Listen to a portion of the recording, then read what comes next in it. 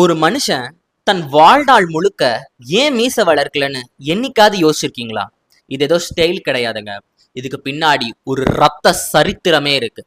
1949 police இவரை கைது பண்ணப்போ இவரோட மீசை முடிகளை ஒவ்வொன்னா பிடுங்கி எரிஞ்சாங்க, தீ வச்சு பொசுக்குனாங்க.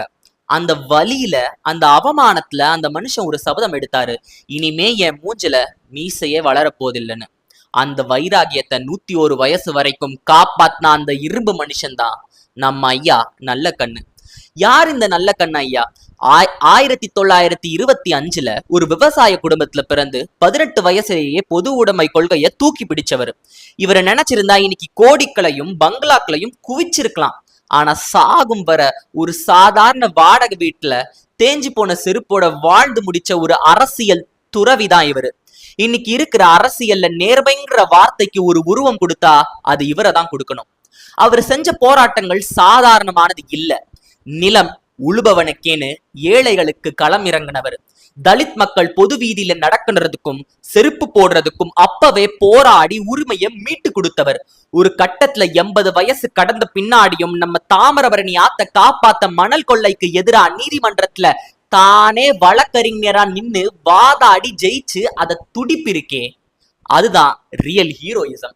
ஆனா எல்லாத்துக்கும் மேல ஒரு விஷயம், 2022 அரசாங்கம் இவருக்கு தகைசால் தமிழர் விருது கொடுத்து 10 லட்சம் ரூபாய் பணத்தையும் கையில கொடுக்கறாங்க.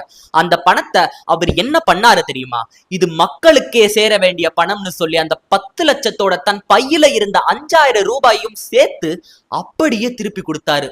1 கோடி ரூபாய் கட்சி நிதியை கூட ஏழைகளுக்கே வாரி வழங்கியவர். இப்படிப்பட்ட ஒரு மனுஷன் இன்னைக்கு நம்மளை விட்டு பிரிஞ்சிருக்காரு. வாழ்ந்த காலம் முழுக்க தன் உடலையும் உழைப்பையும் மக்களுக்காகவே கொடுத்த அந்த மகான் சாகிறதுக்கு முன்னாடி ஒரு உருக்கமான வேண்டுகோள் வச்சாரு.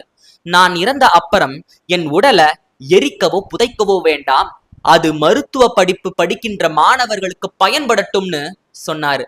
அவரோட அந்த கடைசி ஆசையை நிறைவேற்றும் விதமா இன்னைக்கு அவரோட உடல் சென்னை மெட்ராஸ் மெடிக்கல் காலேஜுக்கு தானமாக வழங்கப்பட்டிருக்கு.